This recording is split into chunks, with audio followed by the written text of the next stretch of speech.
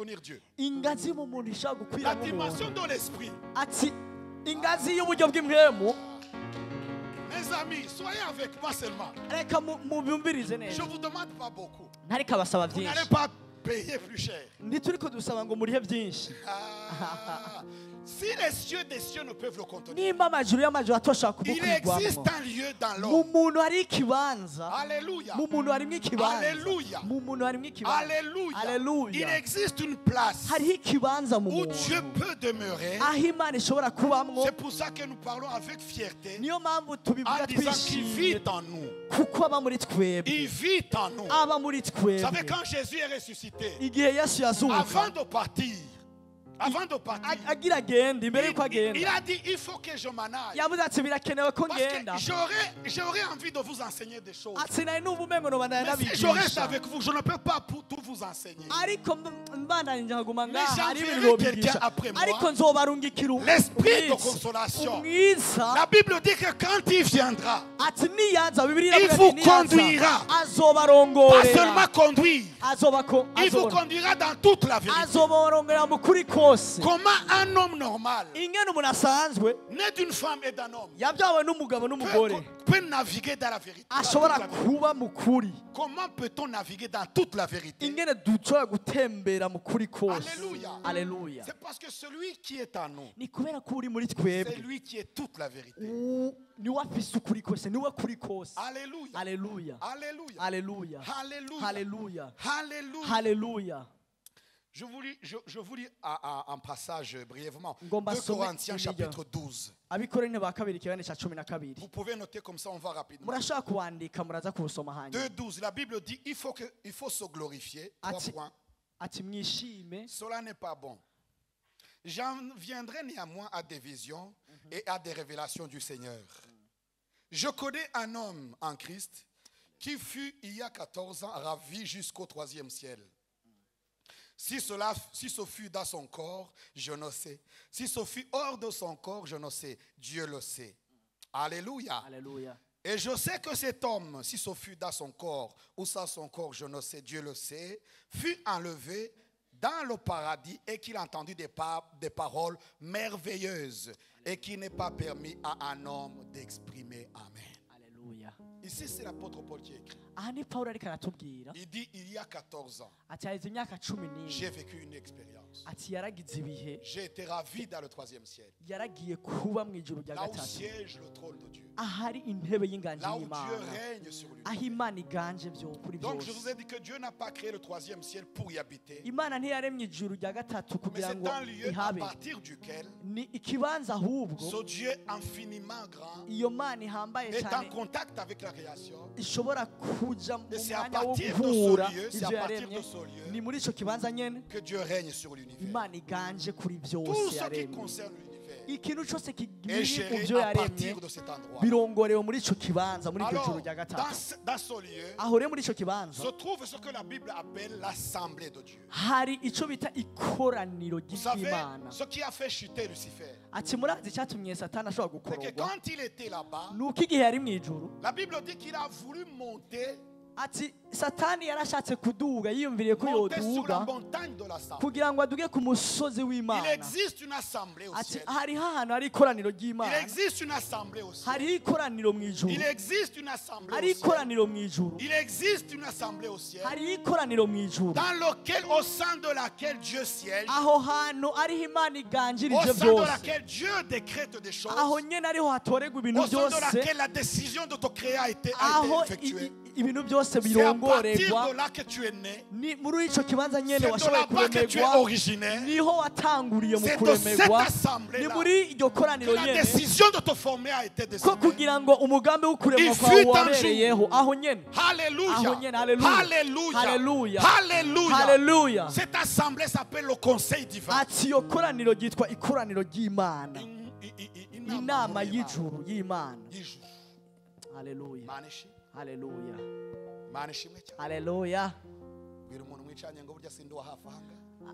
Dis à ton prochain, je ne suis pas vraiment de ceux d'ici. Elle croyait que tu étais de Buyenzi. Le souci que nous avons,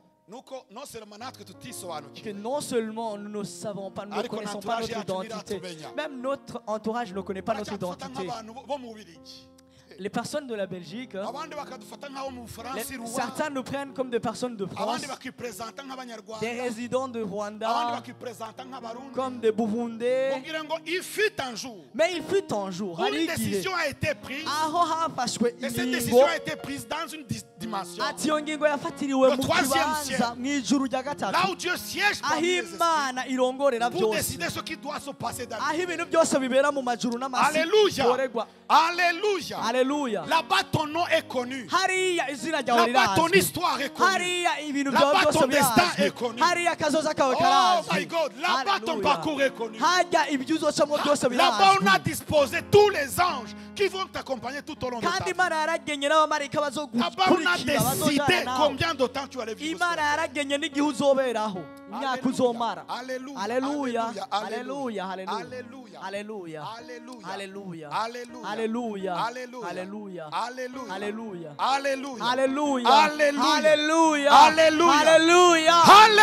Alléluia. Oh, alléluia. Alléluia. Tu n'es pas originaire de la Normandie. Il y a quelque chose en toi que la Normandie ne peut pas produire. Ah, si j'étais toi, il y a quelque chose que ta famille ne peut pas engendrer. Il y a quelque chose que ton sang ne peut pas. Alléluia. Alléluia. Vous savez, quand j'avais 25 ans, c'est à partir de cet âge-là que j'ai commencé à comprendre profondément ces réalités. J'ai lu Ephésiens chapitre 2. La Bible dit quand nous sommes son ouvrage. Igihe turi ati turi ibikorwa by'intoke ziwe, nous sommes son ouvrage, turi ibikorwa by'intoke ziwe, nous sommes son ouvrage, turi ibikorwa by'intoke ziwe, et a été créé en Christ pour de bonnes œuvres. Umuntu wese yaremye muri we kubw'igikorwa cyiza. À partir de 25 ans, ati ku myaka 25, j'ai compris qu'il y a quelque chose dans ma vie, naramenye ko mu buzima bwanjye hari ikintu que ce monde ne peut pas comprendre. Iyi si dashobora kumpa. Je n'ai eu besoin de personne pour m'enseigner. Je lisais seulement ce passage depuis longtemps, je ne comprenais pas. Et bizarrement, c'est comme si quelqu'un a enlevé la poussière dans mon esprit. J'ai compris ce verset comme jamais. Car je suis son ouvrage. Car je suis son ouvrage. Car tu es son ouvrage. Dieu a pris le temps de te créer. Et tu es tellement bien fait que la Bible n'a pas trouvé d'autre terme pour te qualifier. On t'appelle seulement ouvrage. Ça veut dire que tu es tellement sophistiqué.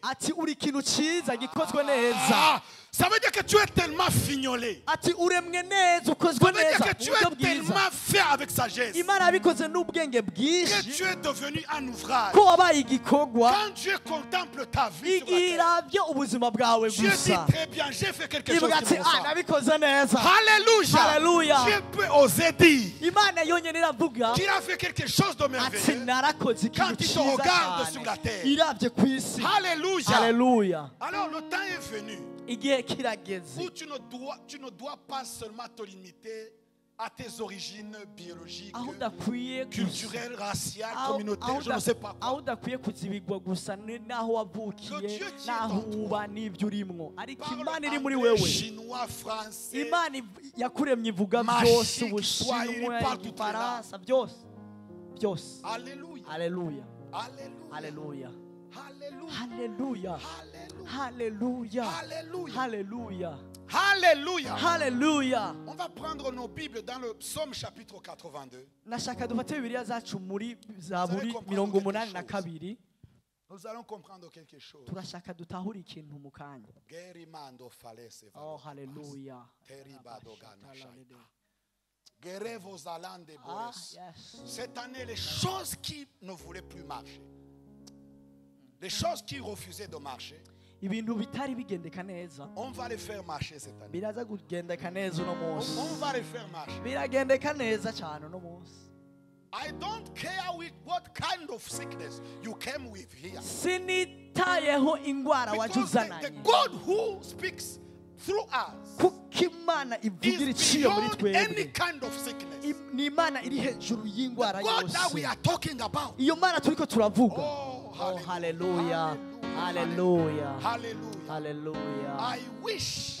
Nari nifuza Je voudrais seulement que tu puisses croire. ko ushobora kwizera. Car si tu crois, tu verras la gloire. Kuko niwizera urabona Et je suis ubwiza convaincu que bw'Imana. tu n'as pas quitté ta maison. Ntiwavuye muhiri wawe Juste gusa pour t'asseoir. kugira ngo wicare. Tu n'as pas quitté ta maison. Ntiwavuye iwawe cyangwa ntiwavuye iwawe kugira ngo wiyicarire muri iyo ntebe. Vous savez, même si je fais partie des organisateurs de Yerusha, Ati menya naho ndi mu batunganya même moi Yerusha. je m'attends à Dieu. Na jewe nditeze ikintu Même gishasha aujourd'hui. n'ubu nyene. Alors que je suis en train de prier. Naho ndiko ndigisha nditeze J'attends ma guérison ikintu aujourd'hui. ko hari ibintu bigiye Alors que c'est gukira. moi qui prêche. Oh naje ndiko I'm ndigisha. waiting for my breakthrough. Oh hari ikintu kiza gukoreka. Alléluia. Haleluya. Vous savez le plus grand miracle que Dieu a fait pour moi. Ati igitangaza ca mbere Imana yashoboye gukora. Les a fait pendant que je prêchais. Yagikoze ndiko Et même ndigisha. si je ne vous le dis pas, Naho ntabibabwira pendant que je prêche, ndiko ndigisha. le Saint-Esprit me dit quelque chose. Mpemu yera arambwiye Il ikintu. me, je vous le dis pas, ça c'est pour moi. Je vous dis seulement ce qui Ati est ça. sindabibabwira n'ivy'iwanje gusa ndiko ndababwira. Aïe, aïe, aïe. Haleluya. So I'm here to wait for the grace of God. Ati ndi hano kugira I'm nitege waiting for ubushobozi a bw'Imana. new dimension of anointing. Nditeze urugezo I'm waiting rw'Imana mu for buryo this bukomeye. God. Nditeze iyo And Mana. I believe with all my heart. Kandi ndizera mu mutima And I wanje know that wose. something new. Kuko ndazi ko hari will ikintu happen in my gishasha life kigiye today. gukoreka ngaha. Karimos balaki tosba. Madevola kosa. Ah, haleluya. It's sometimes just about choice. Ati ni ikintu cyonyine gikenewe n'amahitamo yawe. If you choose to die like a dog, Niba uhisemo gupfa nk'umuntu ataca amazi. like a dog, say Nk'imbwa.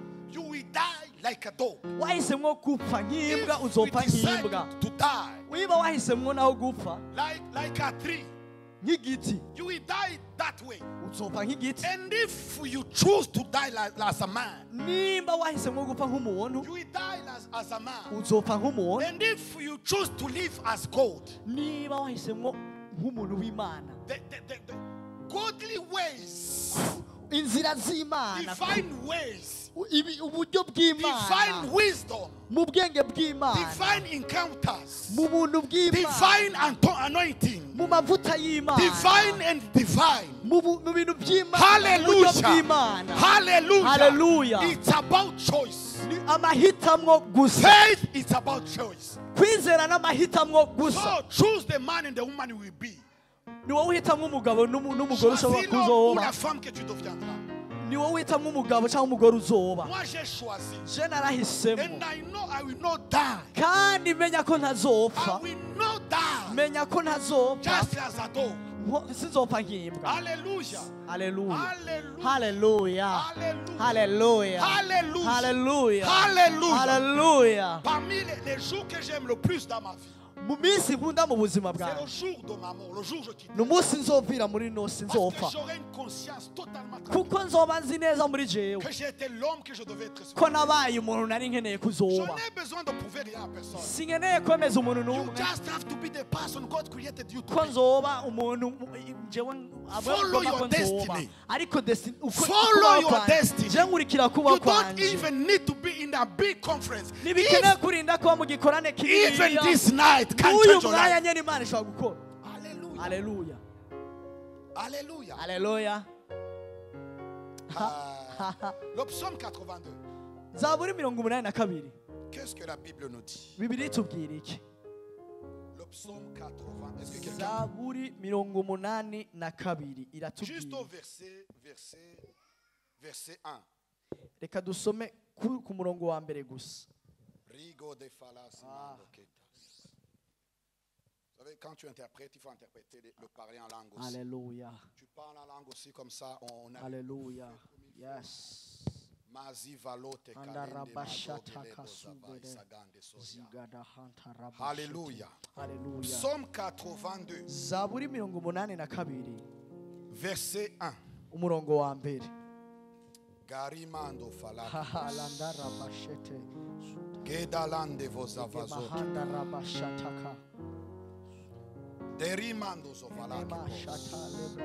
Rigida bonta la chevala tasai. Meribanzo vala shikitai. Mantori baza megedando les femmes. Cette langue, mon père ne m'a pas appris ça. Alléluia. Alléluia. Merikato Alamasha taye. Kenda mazo vala. Rekebayatu Sikitago semelera. da Tataya vala. mashote. Shegedeboni. Gebranda la basha. Alléluia. Le Alléluia. psaume 82. Zaburi 84. We not read as we often read. Ntituriko turasanga nkuko twama Ne dusoma. soyez pas étonnés que j'emploie beaucoup d'anglais. Ntimutangare mwumvise ndiko ndakoresha icongereza cyane. Parce que je suis convaincu que mon appel Kuko nzi kwihamagarwa ryanje est plus anglophone que francophone. rirengeye kuba iry'abavuga icongereza Quand gusoma l'Esprit de abavuga Dieu fait ifaransa. couler facilement en moi, Kuko nzi ko mwe mu yari même si je ne suis karambira pas anglophone à la base, nubwo ntari uvuga icongereza il se cyane trouve que mon burya cerveau dévie. nzi yuko imwe yanje Que Dieu itangura te connecte kumbwira à d'autres horizons. itangura Que Dieu kumbwira ibindi connecte ta bintu destinée là où imana elle doit itangure être. kugutumbereza ku bindi Que Dieu bintu te permette de comprendre les choses que tu dois imana igushoboze comprendre. gutahura ibindi bintu by'urundi rugero Que Dieu te permette de serrer les mains que tu dois serrer. imana igushoboze Que Dieu gukora mu ouvre les biganza portes que tu by'umuntu dois voir yugurure ouvertes imiryango dans ukeneye cette kuzobona saison. muri kino gihe Que Yerusha ne soit pas seulement une conférence pour yerusha toi, ntibe gusa igikorane que ce soit une gisanzwe rencontre en carrefour. ariko uhure Le lieu où Dieu cyawe va reforger ta aho vie. imana igomba ihindukiza ibintu byawe Alléluia. ibikore gushaka Alléluia. Alléluia. Alléluia. Alléluia. Alléluia. Alléluia. Écoutez ce que la Bible dit. umviriza icyo bibiri ivuga Au verset 1, umurongo wa mbere psaume d'Azaph. zaburi ya asafu Dieu se tient dans l'assemblée de Dieu. imana ihagaze mu ikombe ryayo Il juge. icira Il juge au milieu des dieux. icira abacamanza urubanza Est-ce que ça, c'est la Bible même? mbega iyi ni bibiriya On gusa nous a seulement appris qu'il faut aller à l'église, batwigishije kujya mu ishengero gusa donner une petite pièce d'offrande pour que Dieu soit content. gutanga akangorongoro gusa gasanzwe imana ikiryoherwa Aider les pauvres et les veufs et les veuves, gufasha tout ce que vous abagwayi voulez. abakenye ibyo bose Pencher un peu la tête à gauche pour paraître sage. gushira umutwe urabisha ça, on mu est bwonko kugira connecté. werekane ngo uraciye Et ubwenge chanter, on ira tous au paradis. nitwariba twese tuzoja mu ijuru Mes amis, la Bible n'est pas pour une religion. bibiliya ntabwo ari La dini Bible, c'est bien plus que ça. bibiliya ni ikintu kinini La cyane religion ne change personne. idini nta n'umwe La rihindura religion embrigade les gens idini ryugarana et abantu rend les gens esclaves. rikabahindura abafafara La religion n'est abacakara. pas très loin des sectes. ntibiri kure cyane Ce dont nous parlons ici, zaburi turiko la turasoma vie en Jésus, c'est la vie tout simplement. ubuzima mu mana amenya ko ari bwo Nous ne buzima vous mu bisanzwe proposons pas de religion. ntituriko turababwira idini Soyez seulement en contact avec Jésus. ariko injira uhure na yesu Acceptez seulement celui qui est mort et ressuscité. emera gusa uwapfuye akazuka Celui qui est ressuscité sans que personne ne prie pour lui. wazutse ata n'umwe arinze kubikora Il n'y a eu aucun comité pour voir si Jésus devait ressusciter. ntibyari bisabwa abantu barinda kuvugana kugira ngo yesu azuke Il a donné seulement rendez-vous à la mort, 3 jours. yatanze gahunda ko mu minsi itatu Il dit gusa seulement je rentre en toi, 3 jours je sors.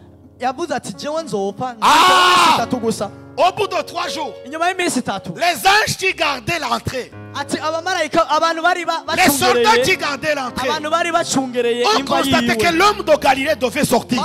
babona gusa ati umuntu Parce w'igalilaya que celui-là, on yavuyeyo ne peut pas l'enterrer. kuko uwo ntidushobora kumuha Et je crois de tout mon cœur ati kandi ndabyizeye que si n'umutima tu connais wanjye réellement wose Jésus, ko niwamenya il y a yesu quelque chose en toi que le monde ne peut pas hariyo enterrer. ikintu isi Même idashobora la mort ne kugana pourra pas n'isi t'enterrer. idashobora kugana n'urupfu Même après bitazugana même quand on sera enterré, n'igihe tuzoba duhambwe twapfuye c'est à partir de là qu'on va réellement vivre. niho tuzoba dutanguye Vous ahubwo savez, le jour où kubaho on a rero enterré Jésus, umunsi bahamba yesu l'Empire romain a cru que tout est fini. abaroma bari bazi ko Mais biheze c'est à partir de là que tout ariko aho a nyene rero commencé. niho byari bitanguye Alléluia. Alléluia. Je bénis Dieu pour toutes les épreuves que le diable, toutes les tentations, les épreuves qu'il est en train de t'envoyer. ati ndahimbaza imana ku bihe Car si tu byose restes turacamo. ferme, kuko niwabirengana si tu restes dans la parole, niwaguma uhagaze mu tu ne ijambo sortiras pas de cette tombe mort. Tu sortiras vivant. ntibizokwica ntuzovayo gusa uko nyine Parce qu'il faudra qu'il y ait quelqu'un qui témoigne. kuko hariyo umuntu azobishingira intahe Et j'ai envie de faire partie des témoins. kandi numva ashaka kuzoba mu Je ne sais bazobishingira pas pour intahe toi, mais moi j'ai envie de faire partie. des jewe témoins. ndashaka kuba muri abo bantu bazobishingira Alléluia. Alléluia. Alléluia. Alléluia. Alléluia. Alléluia. Alléluia. Alléluia. La Bible dit Dieu siège. bibiliya iravuga ngo imana iba Dieu se tient dans l'assemblée de imana Dieu. iri mu Il se tient dans l'assemblée. Dieu se tient dans l'assemblée. Alléluia. Alléluia. Alléluia. Et on ajoute quoi? On dit il juge au milieu des dieux.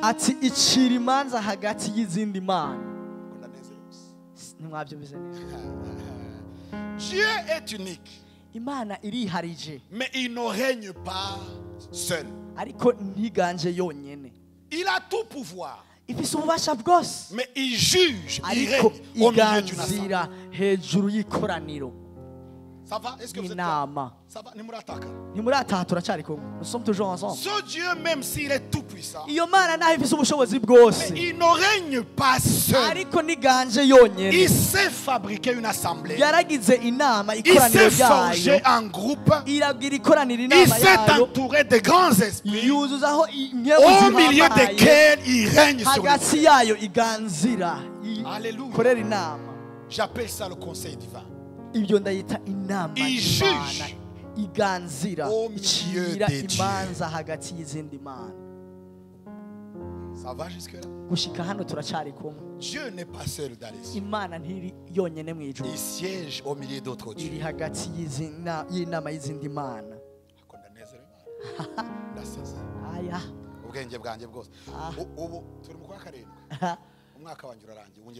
So on vient de terminer, mais non, là, il est déjà au mois de décembre. Moi, je vous ai dit que pendant que je parle, c'est comme ça que j'accélère dans ma destinée. Là,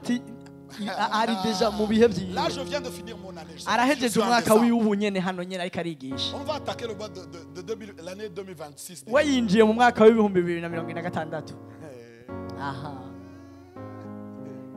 Alléluia! Alléluia! La Bible dit Dieu siège. Il a son trône. Sur son trône. Mais entouré d'autres dieux. C'est le grand Dieu. L'esprit par excellence. L'omniscience, l'omnipotence. Mais il siège au milieu. Parce que Dieu ne peut s'entourer que de Dieu.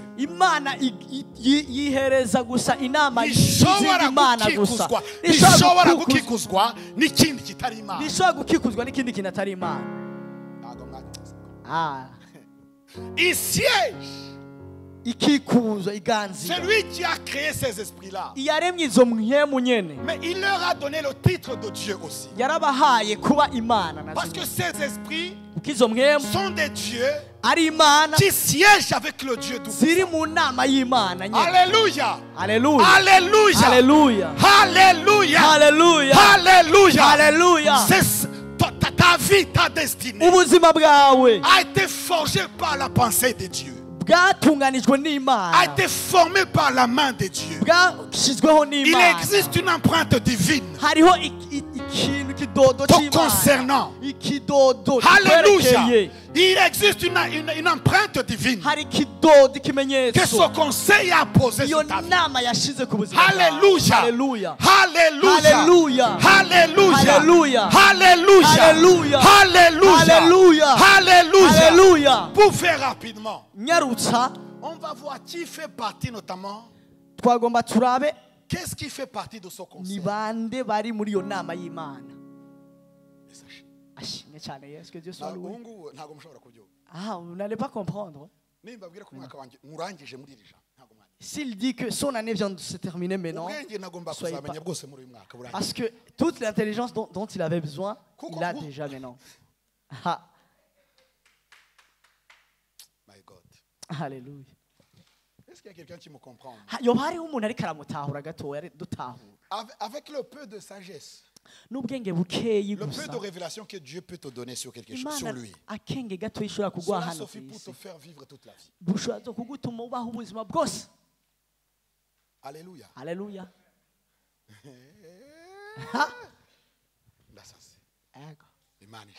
Alléluia. Amen. Dieu soit loué. Vous savez que la personne qui a écrit ce psaume, c'est un chantre. Ce n'est même pas un pasteur. Ce n'est pas un prédicateur.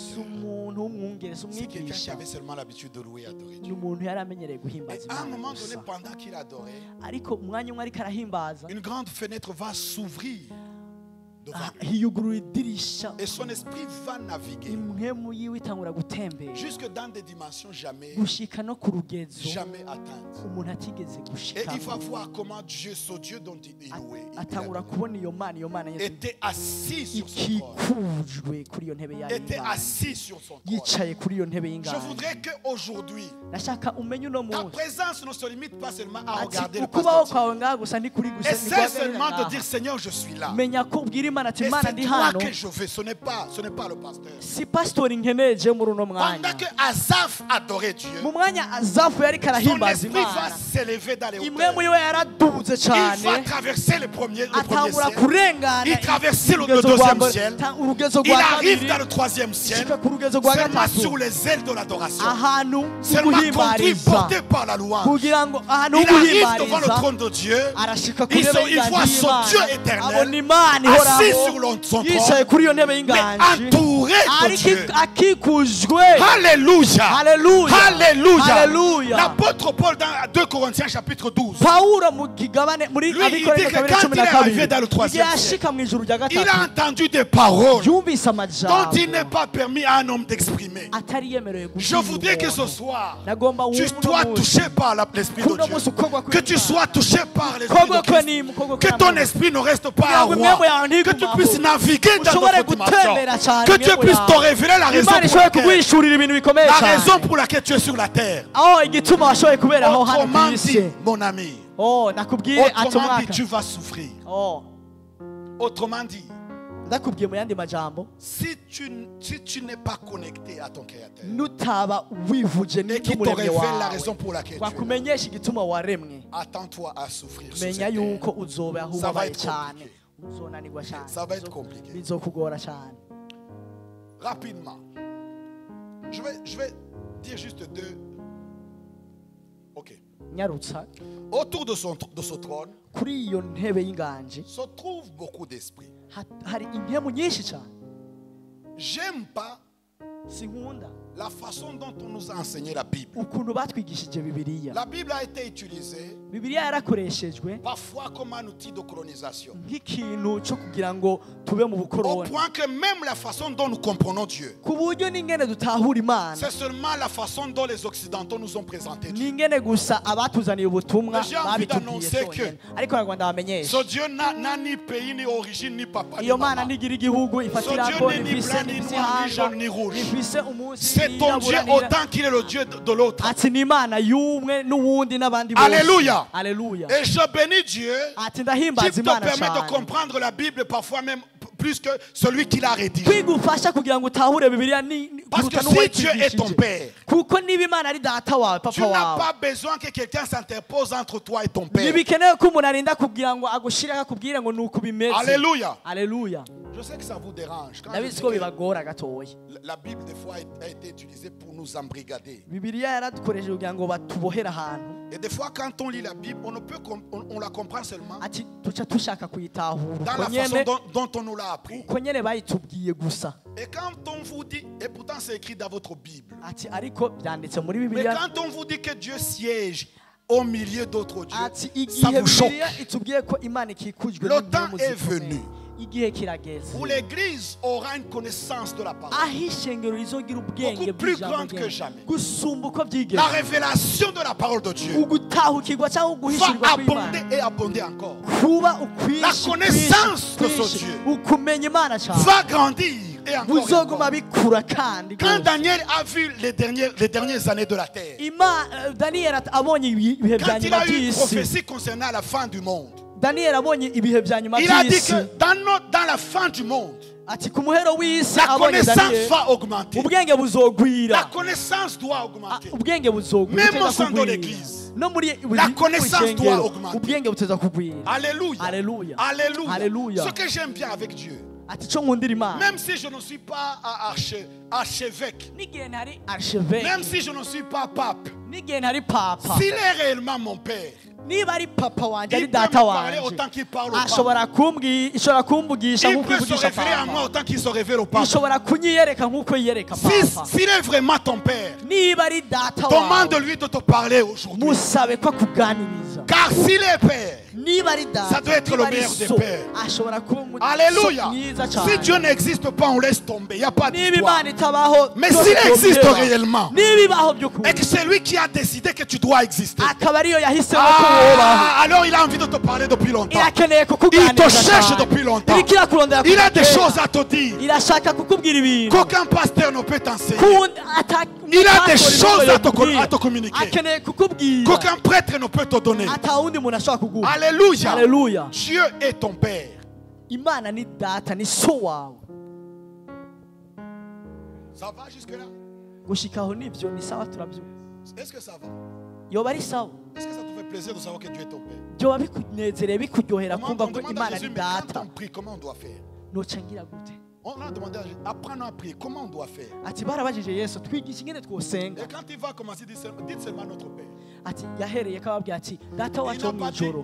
Il a dit notre père. Yavuze data wacu ari because God is our father. Kuko Imana ari data wacu. Hallelujah. Hallelujah. And if God is my father, niba Imana ari data wacu. Hallelujah. Hallelujah. There is something in him. Hari ikintu muri yo. That I have, that you have. Jewe mfise nawe ufise.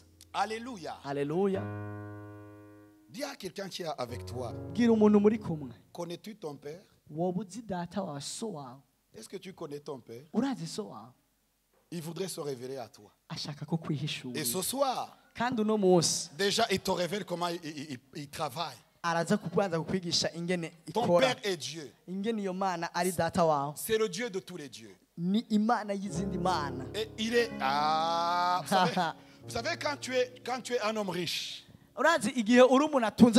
généralement tu es entouré de riches. Et tes enfants, quand tes riches amis viennent te visiter, tes enfants sont familiarisés déjà à la richesse. Alléluia. Si ton père est entouré de Dieu, la divinité n'est pas un secret pour toi. Tu es plus divin que humain. Okay, si vous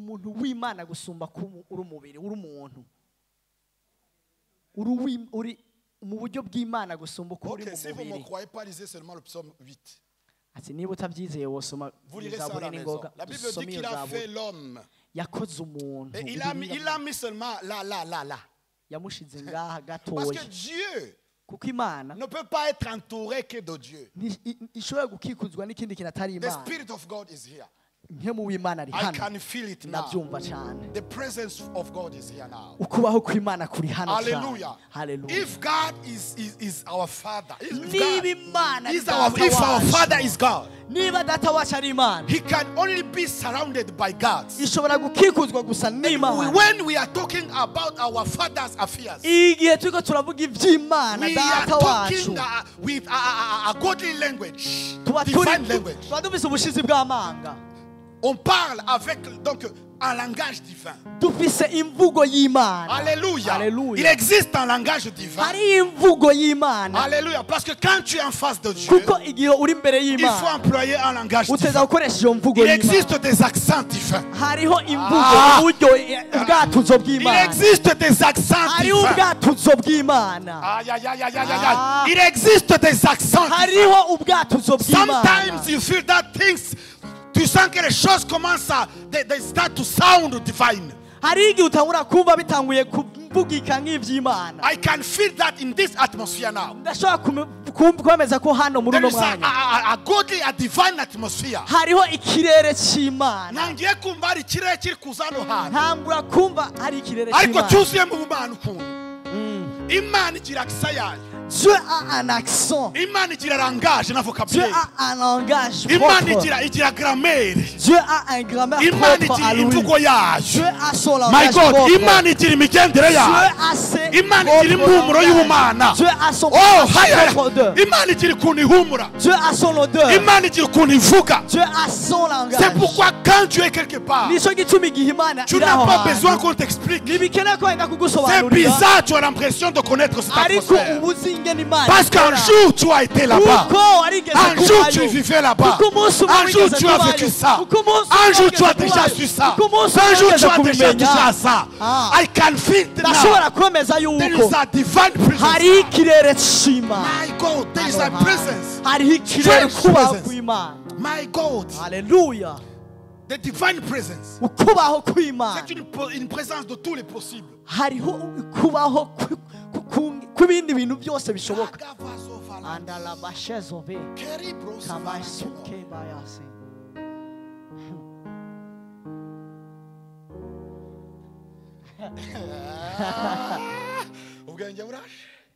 Il y a quelques temps. Hari igihe kimwe. Il a demandé à Dieu un moyen de transport. Nasabye Imana ingene yogenda. Un moyen de transport. Ingene icyo yofata kugira agende. Autre que le transport en commun. Gitandukanye n'ico abandi bantu bose barabafata aho duhurira. As we are talking now. Ubu turiko turavuga ubu. I can hear. Ndashobora kumva. Il y a quelque temps. Ego. Tu as demandé à Dieu hari igihe nigeze de changer la façon dont tu te transportes. Imana nayisabye kugira ngo impindurire ingene ego. Imana nayisabye jewe. I can enter now. Yes. I can enter now. Ashobora kwinjira mu mpemu yawe. My God. Hallelujah. Mwamfashe tukabana. Akayabasha kararare. Hari ukuntu ndi kumvisha uruhano hawe. Il y a quelque temps seulement. Hari igihe tu as dit Dieu, maintenant je voudrais que tu changes mon moyen de transport. Tu as même demandé si même tu pouvais me donner un vélo. Alléluia. Amen. Ta prière est montée. Ta prière est montée. Alors que nous sommes ici, la prochaine fois qu'on se verra, Dieu aura changé ta façon de penser. Dieu aura changé. Parce que le conseil divin a décidé ainsi. Alléluia. Je vais finir tout à l'heure. Je vais vous démontrer bibliquement parlant comment les fils des hommes, comment les fils des hommes font partie de Dieu qui entoure le trône dans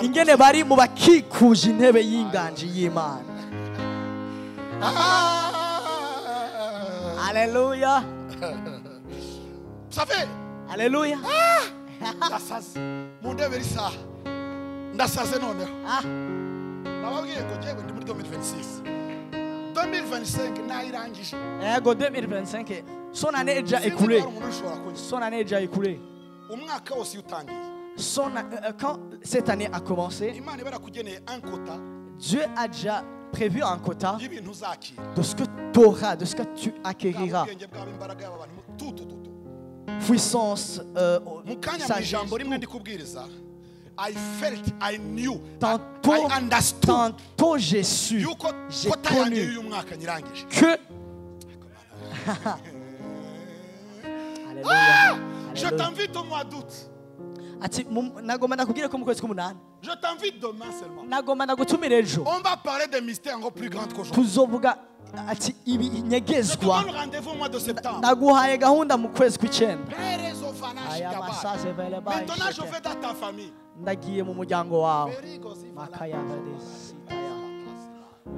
Alléluia.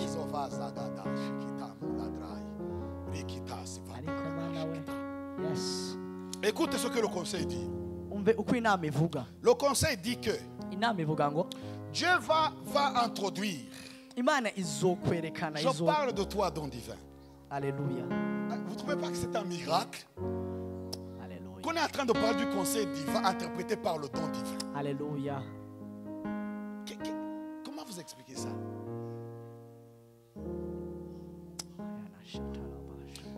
Le conseil divin a décidé que Dieu vient d'envoyer dans ta famille Du côté de ta mère, toute une armée qui va se battre.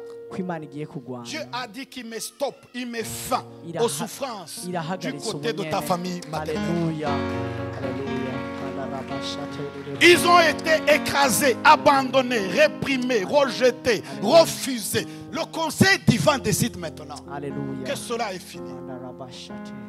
Mazif Falunda, Kachou Vala. Tu as souffert à cause de ta mère. That's over now. That's over now. Alléluia. Tu as été appelé l'enfant de sa mère, le fils de sa mère, rattaché à sa mère, comme si tu n'as jamais eu de père. Écoute ce que le conseil décide maintenant. Alléluia. Le conseil a décidé que tu as un père. Mazi Valandekos. Thank you, Lord. Mazi Falus Katala Jovar. Merci. Le conseil dit que même si le père, on va s'arrêter là. Ça c'est la vie privée des gens. Rika pasu valandre sakarabos. Mekerosi valashi genama tokala idevoria. Kandi volis kanto shalabo degas. Pourquoi faire Yerusha? Pourquoi faire une conférence? C'est pour répéter la même chose.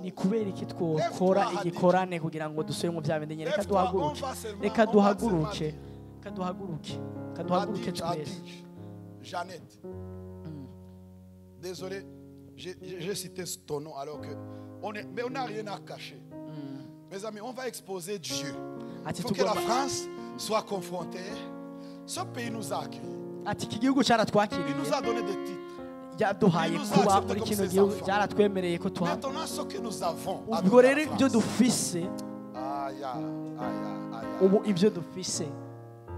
Dieu nous a donné ce pays en héritage. Maintenant, l'héritage que nous avons de Dieu.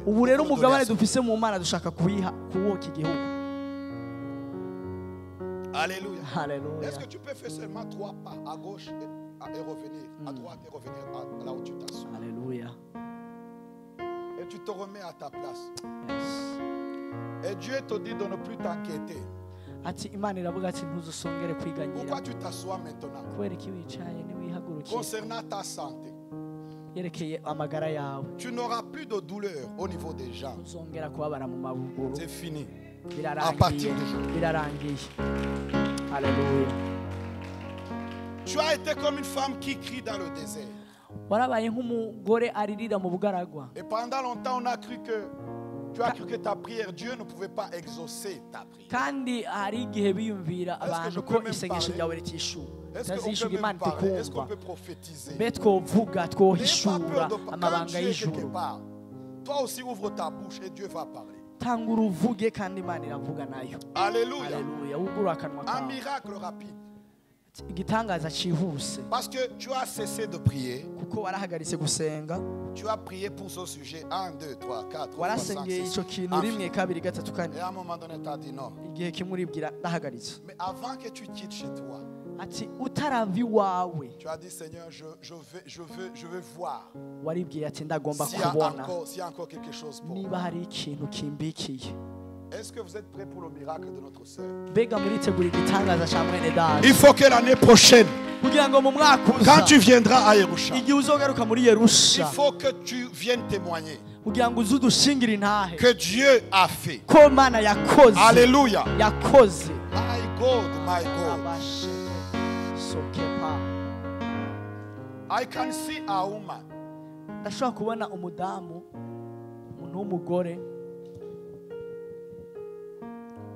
Je la connais, cette dame.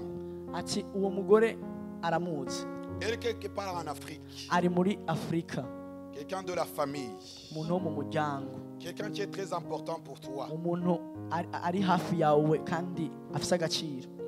Depuis quelque temps, son corps commence à se fatiguer. Physiquement, son dos, c'est comme si on lui a cassé le dos avec une hache. Alors que nous prions ici, alors que nous sommes assemblés ici, que notre assemblée aujourd'hui soit comme l'assemblée. Et que des grands jugements soient effectués ce soir. Que cette soirée soit une soirée de grands jugements. Que la puissance de Dieu agisse. Dieu va guérir cette femme. C'est une grande dame. Très important pour toi. Très utile pour toi. Mais son corps commence à se fatiguer. Alors que nous sommes ici, la main de Dieu va s'opposer sur elle. Elle a été prise soudainement, d'une façon brutale, alors que c'était une femme forte physiquement. Mais alors que nous sommes là, Dieu va agir. Les détails, on va en parler hors de la caméra. Parmi les esprits qui sont dans l'assemblée, il y a ce qu'on appelle il y a les anges. Il y a d'autres entités. Il n'y a pas que les anges dans l'esprit. On nous a seulement enseigné des anges. Mais il existe d'autres esprits qui ne sont pas des anges. Alléluia. Vous savez, les 24 vieillards ne sont pas des anges. Et pourtant, ce sont des esprits qui sont autour du corps. Ce sont des dieux, des rois. Alléluia. Parmi les grands esprits qui sont autour du trône, il y a les 24 vieillards. On ne va pas lire je vais parler seulement d'un seul type d'esprit. Et je vais m'arrêter là pour ce soir. Parmi ces grands esprits, il y a ce qu'on appelle les 4 êtres vivants. Ces 4 êtres vivants sont des êtres étranges. Mes amis, ce sont des êtres bizarres. Ce sont des êtres qu'on n'a jamais vus ici sur la terre. Ce sont des êtres avec des visages, plusieurs visages. Est-ce que tu imagines la personne qui est à côté de toi avec 4 visages? Est-ce que tu imagines quelqu'un à côté de toi avec plusieurs yeux? Des yeux dans le ventre, dans le dos, jusqu'au dans les pieds. Ce sont des êtres étranges qui sont autour du trône, mais qui font partie du conseil. Alléluia. Et parmi ces grands esprits, donc ces 4 êtres vivants, on va lire le passage. Ou alors notez seulement parce que le temps. J'ai dépassé le temps. Notez seulement Ézéchiel 10. Et vous lirez tout le chapitre. Vous lirez tout le chapitre. Écrivez aussi 1 Roi 22, 15. 22. Qu'est-ce qui se passe dans Ézéchiel 10? Ézéchiel rentre dans une vision. Il arrive au ciel, autour du trône. Il voit parmi les grands esprits qui siègent autour, parmi les grands esprits qui tournent autour du trône, font partie de ce qu'on appelle les 4 êtres vivants. Ces êtres sont des êtres étranges. Je ne vais pas faire les descriptions. Mais parmi les caractéristiques, le point sur lequel j'ai envie d'insister, c'est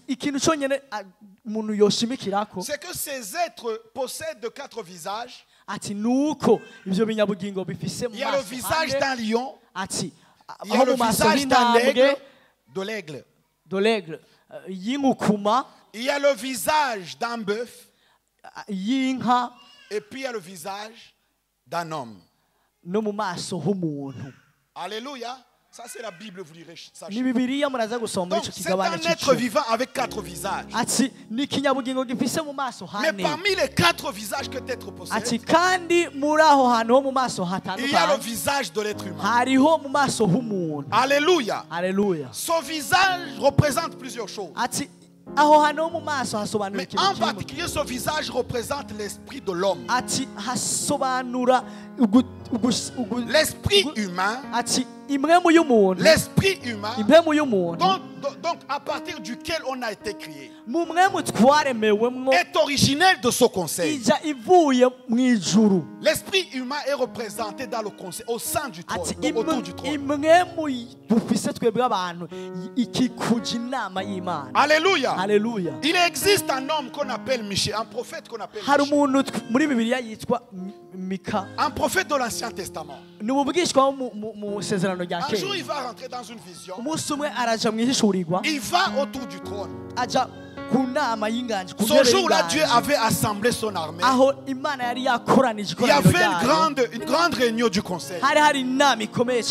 Il entendait que les grandes décisions concernant la terre étaient prises dedans. Alléluia. Alléluia. Et il a tendu son oreille. Il existe, j'ai envie de dire qu'il existe un esprit humain devant le trône de Dieu, au travers duquel l'homme sur la terre peut accéder au trône. Alléluia. Alléluia. Alléluia. Alléluia. Alléluia. Alléluia. Alléluia. Alléluia. Alléluia. Vous savez quand nous élisons les députés, c'est pour qu'ils puissent nous représenter dans l'Assemblée. Quand le député se tient devant, donc dans l'Assemblée, il n'est pas là pour lui. Il est seul, peut-être dans la circonscription, dans la commune. Mais tous les habitants de la commune parlent au travers de sa bouche, voient au travers de sa bouche, de ses yeux, décide au travers de lui. Alléluia. Il existe de la même façon un esprit humain devant le trône. Alléluia. Alléluia. Alléluia. Alléluia. Alléluia. Quand l'homme rentre devant le trône, ok, je vais formuler ça ainsi. Comment peut-on connaître l'avenir? Comment peut-on prophétiser? Comment peut-on connaître les choses qui se sont passées il y a 20 ans? Puisqu'il n'y a que Dieu qui possède cette connaissance. Alléluia. Alléluia. Alléluia. Alléluia. Parmi les grands esprits qui sont devant le trône, il y a l'esprit humain qui représente le visage de l'homme. Quand Michée est monté, quand Michée est monté dans la révélation, il a pu entendre ce qui se disait dans le conseil. J'annonce qu'une saison va venir sur ta vie où tu vas commencer à entendre des choses qui se passent là-bas. Tu vas commencer à découvrir des choses, des décisions qui sont prises là-bas. Oh, alléluia. Alléluia. Et ce qui est étrange avec Michée, il n'a pas seulement assisté au conseil, mais il a participé au conseil. Il a participé au conseil. Alléluia. Il y avait même, je vais vous dire quelque chose d'étrange. Il y avait même, donc parmi il y avait l'armée de l'Éternel était devant le trône.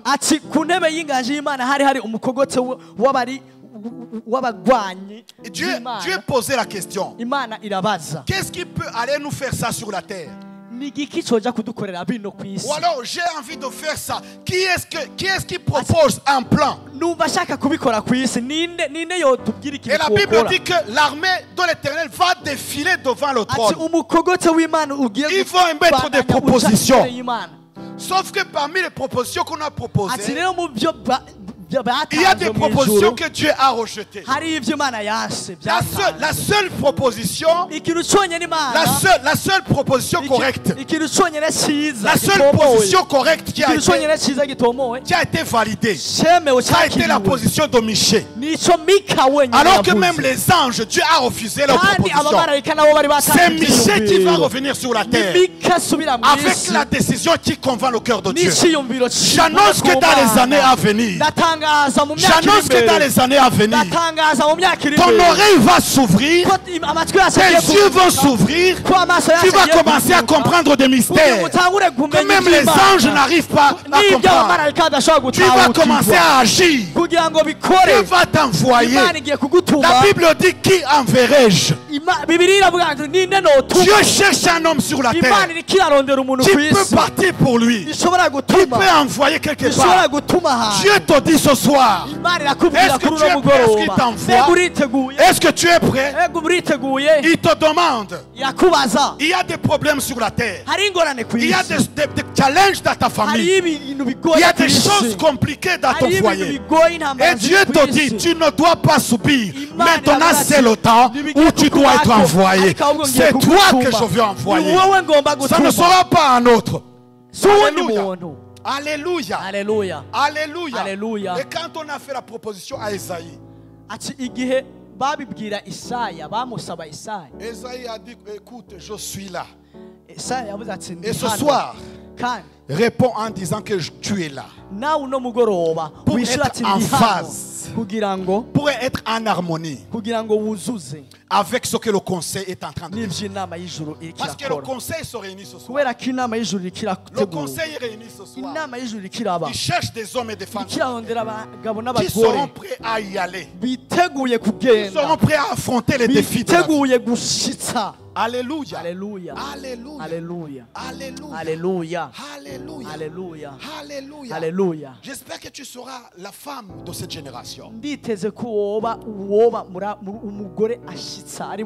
ce conseil sont prises les décisions, les jugements, les décrets, les grandes décisions concernant la vie des hommes.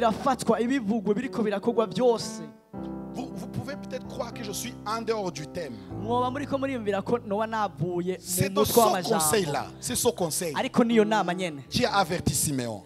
Tu lui as dit: écoute Siméon, quelque chose va se passer. Il était âgé cet homme. La Bible dit qu'il avait été divinement averti qu'il ne mourra pas avant d'avoir vu la gloire de Dieu en Israël. Si tu es l'homme et la femme que Dieu cherche, Dieu va préserver ta santé parce que tu lui sers à quelque chose. Dieu va te préserver parce que tu as décidé. Tu as fait le choix de croire. Dieu va se battre pour ta vie. Tu ne mourras pas avant d'avoir vu les miracles que Dieu a promis dans ton vie. Alléluia. Même si tu as 100 ans. Des fois, je donne aux gens rendez-vous dans 100 ans.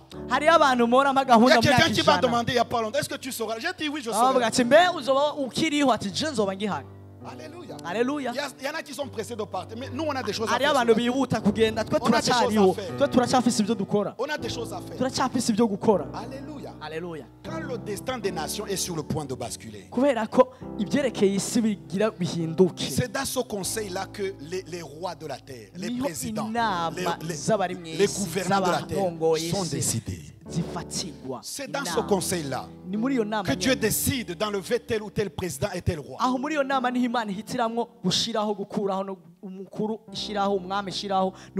Michée est rentré dans le conseil, il a entendu qu'il y avait une grande réunion. Le conseil s'était réuni parce que le royaume d'Israël,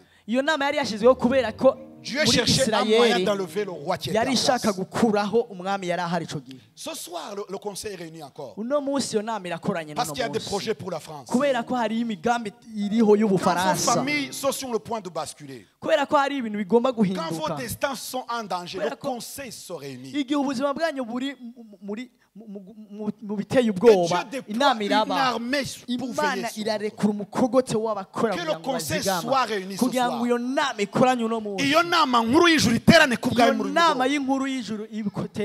Quand il faut corriger le destin de quelqu'un, le conseil, on appelle le conseil.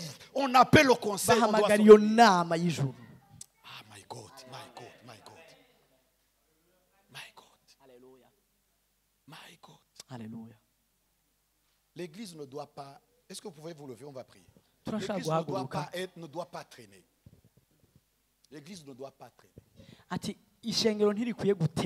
Vous savez, il fut une époque où les rois étaient ouins et intronisés par les prophètes. Vous savez ça?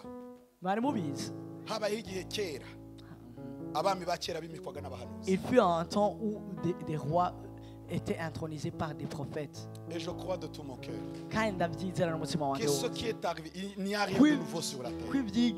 Ce qui était, c'est ce qui sera. La vie des hommes est comme un cycle qui part et revient. Il y a des saisons qui partent et qui reviennent. Dieu va débloquer encore. Dieu va susciter des hommes dans notre génération que les présidents vont consulter. Dieu va susciter des hommes d'église.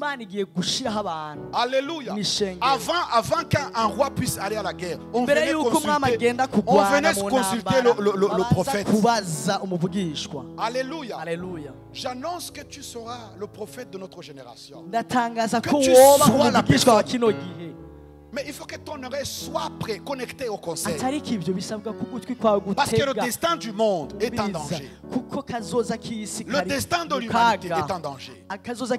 Nous vivons des crises étranges. Au niveau du climat, au niveau économique, au niveau de la famille, il y a des crises dans tous les sens. Et l'église ne peut pas être étrange. Au niveau des relations humaines, au niveau des couples, tout ça, ça fait que le conseil se réunit. Et je désire dans mon cœur que tu sois l'oreille qui pourra entendre ce que le conseil a décidé. Ne viens pas nous dire ce que la religion t'a dit. Viens nous dire ce que le conseil a annoncé. Qu'est-ce que le conseil annonce sur notre jeunesse? Nicyo nama nkuru y'ijuru iri kuvuga ku rubyaro rwacu. Alléluia. Nicyo dushaka kumva.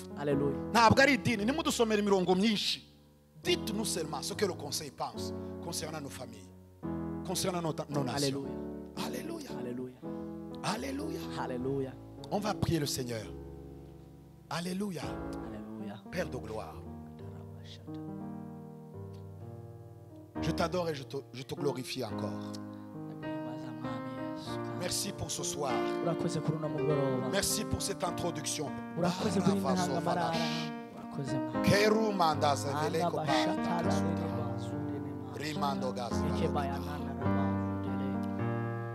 Élève ta voix, prie seulement une minute.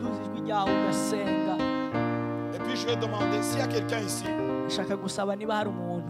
qui a besoin qu'on prie pour lui ou pour elle. Peut-être que dans ton cœur tu te dis Seigneur, si tu es réellement mon Père, j'ai envie aussi de faire expérience. Alléluia. Peut-être que tu es à l'église depuis longtemps. Tu as donné ta vie au Seigneur Jésus. Mais tu ne vois pas de changement. Tu ne vois pas, tu n'avances pas. Tu as soif de voir quelque chose de différent.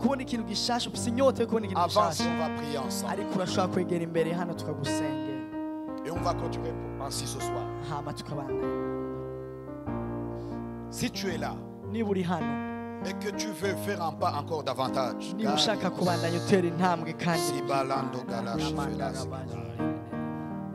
avancez bien. On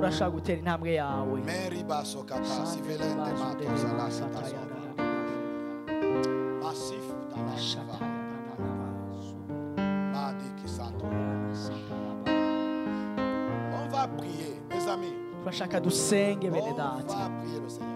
Et pendant que vous avancez, que la grâce de Dieu vous couvre. Mettez-vous ici, on va prier seulement. Que la grâce, est-ce qu'il y a quelqu'un encore? On va prier. Si tu es là, peut-être que tu vis une maladie, tu passes par une maladie. Tu as des combats dans ta vie. Tu te dis Seigneur, je veux voir ta gloire. Je sais que ce conseil pense à moi aussi. Et à plus forte raison aujourd'hui, Christ est venu dans le monde. Il est mort et ressuscité. Il est monté. Il est sur son trône. Et ce qui se passe dans le conseil, ton nom est cité là-bas. Car il est mort pour toi. Il a donné sa vie pour toi. Il a donné son cœur pour toi. Tu n'es pas étranger à son conseil. Mes amis, on a envie de briser les malédictions, les blocages sur votre vie. Alléluia. Avancez ici, on va prier le Seigneur. On va prier le Seigneur. Alléluia. Alléluia. Alléluia. Alléluia. Rien n'est impossible à Dieu. Rien n'est impossible à celui qui croit. Vous verrez la gloire de Dieu. Nous voulons que vous soyez les témoins de ce que Dieu fait aujourd'hui. Que Dieu puisse te bénir et qu'il allonge les jours de ta vie à partir d'aujourd'hui et à jamais. Que Dieu agisse puissamment dans ta vie. Que Dieu ouvre les portes dont tu as besoin aujourd'hui et qu'il agisse au-delà de tes espérances. Seigneur, merci, j'annonce la vie en abondance. Ta parole nous dit que nous sommes ton ouvrage et tu nous as créés en ton image, Père, afin que sois béni dans le nom de Jésus. Sois béni dans le nom de Jésus. Que le Seigneur débloque ton destin et que l'impression de blocage cesse maintenant et à jamais. Cesse maintenant et à jamais. Cesse maintenant et à jamais. L'impression de stagner, l'impression de blocage. Paro ça va. Est-ce que tu peux lâcher ta main? Que tu n'aies plus jamais l'impression d'être bloqué. Que tu n'aies plus jamais l'impression de stagner. Alléluia. Que tu puisses courir dans la carrière. Alléluia. Que l'Esprit de Dieu vienne sur toi à partir de maintenant. Alléluia. Kasi volant des mosses. Seigneur, agis dans la vie. Est-ce qu'on prie? On peut prier ensemble. Là où vous êtes, priez le Seigneur.